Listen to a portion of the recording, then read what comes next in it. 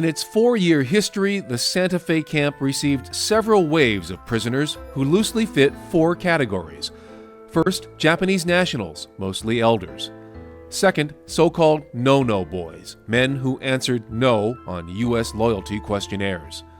Third, men transferred from war relocation centers for causing trouble or being otherwise suspect by the FBI. And fourth, those who chose to repatriate to Japan.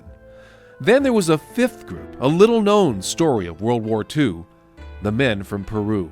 The United States lends Peru $25 million and signs a reciprocal trade agreement. Peru will receive American arms under a Lend-Lease agreement. Fueled by U.S. paranoia and possibly U.S. payments, the Peruvian government arrested business owners.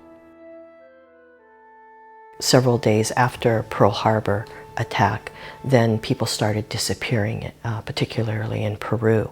During the war, Peru sent 1,771 people of Japanese descent to U.S. camps. I went over there to greet them, They're speaking Spanish. Japanese, they're speaking Spanish. I was talking to one guy, he says, "Why did you come here?" Or "How did you get here?" And he said, "Well, there was a meeting somewhere in the town, wherever it is that he came from in Peru. And all the Japanese men were told to assemble there. So he went there because he was supposed to go. And they rounded him up and put him on a ship or plane or whatever and said, 'No, you're going to the United States.' And that was the end of that. And he said, 'Here I am.' And he didn't even have he said he didn't even have a chance to say goodbye to his family. He just up and out.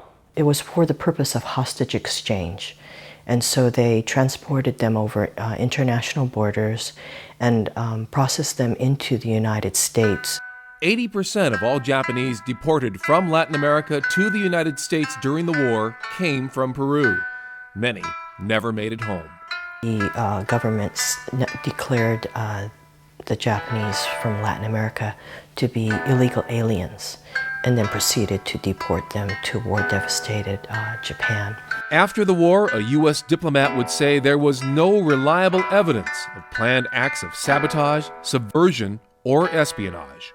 But these men and women were from Peru and Chile. They were not part of the war.